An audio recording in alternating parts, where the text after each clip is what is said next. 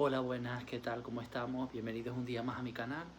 Hoy tenemos la reseña de tres cuentos un poquito macabros en esta colección que se llama En el bosque bajo los cerezos en flor de Ango Sakaguchi, perdón. Espero que les guste.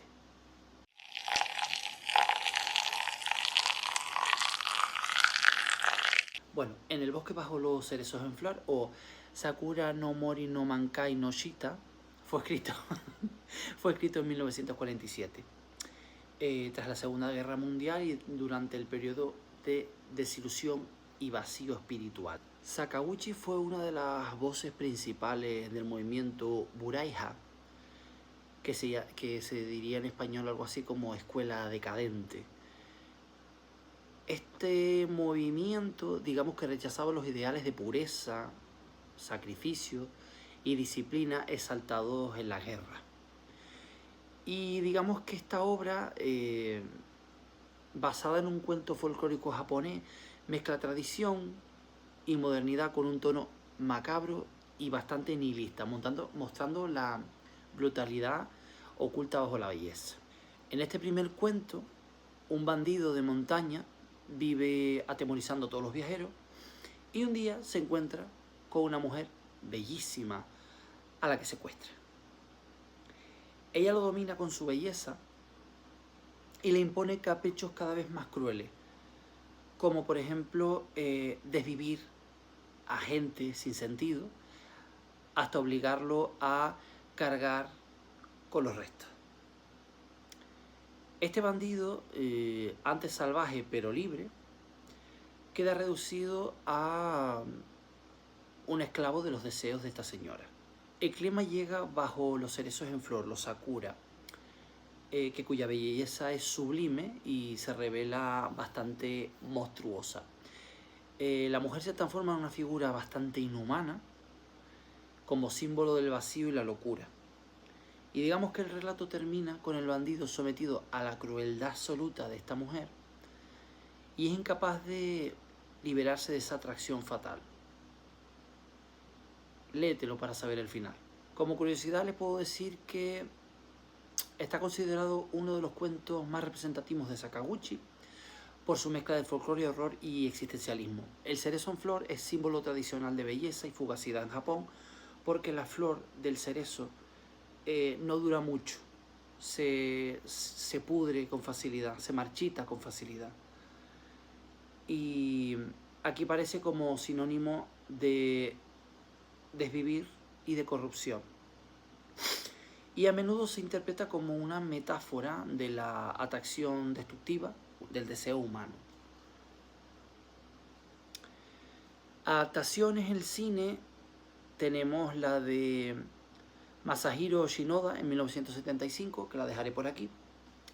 Y luego pues se ha reinterpretado varias veces en Japón como alegoría de amor fatal en teatros y danzas contemporáneas. Como reseña les puedo decir que es un relato bastante perturbador, pero poético a la vez. Digamos que subvierte el símbolo más sagrado de Japón.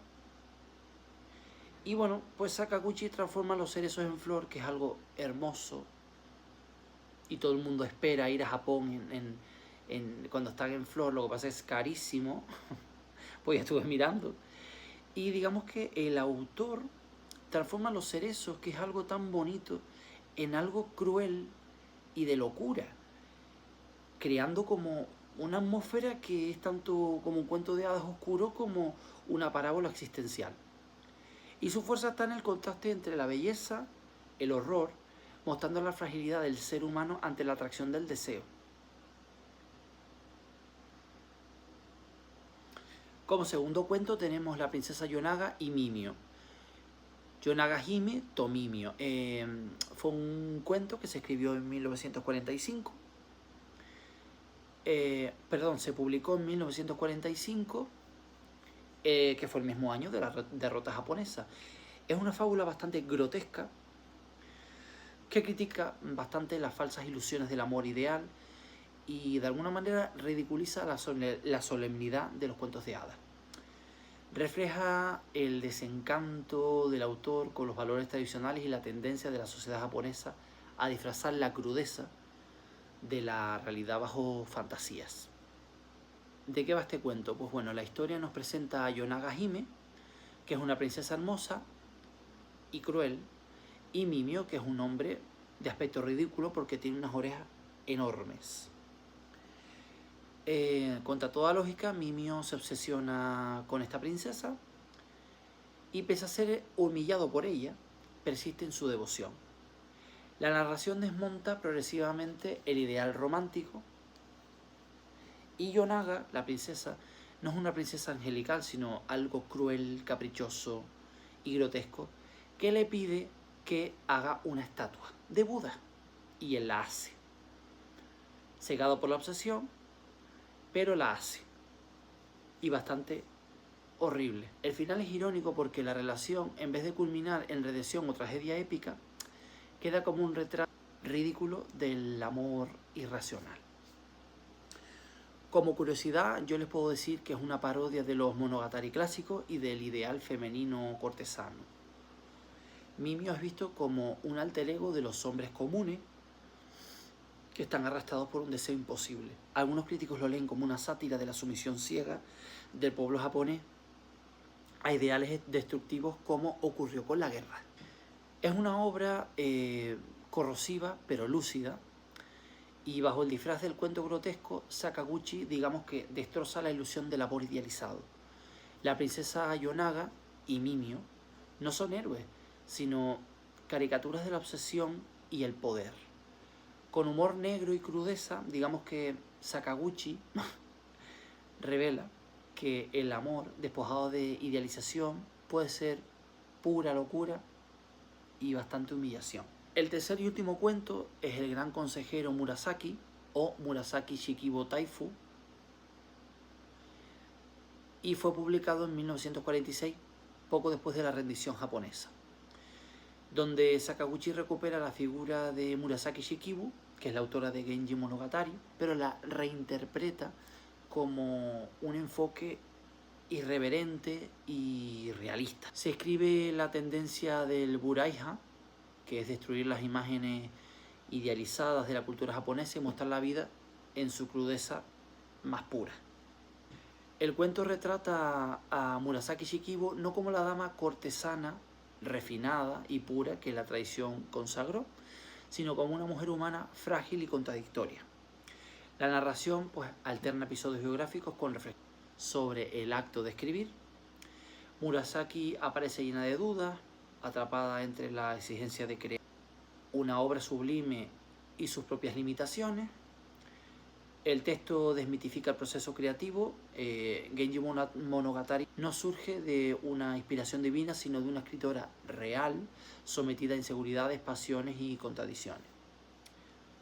Y bueno, con ello Sakaguchi resalta la humanidad detrás de la obra maestra.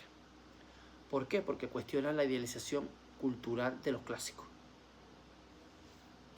Como curiosidad le puedo decir que provocó polémica porque desacralizaba a esta autora, que es considerada intocable en la tradición literaria. Refleja la intención de Sakaguchi de romper con la visión idealista de la literatura como instrumento moralizante, y digamos que se considera como un manifiesto indirecto del Buraiha que defendía la autenticidad vital por encima de las convenciones. Este cuento es un cuento provocador que invita a leer los clásicos sin reverencia ciega, y Sakaguchi pues devuelve a Murasaki Shikibu su vanidad, recordándonos que detrás de cada obra inmortal hay un ser de carne y hueso, como cualquiera de nosotros, con dudas y debilidades. Es una reflexión brillante sobre la literatura,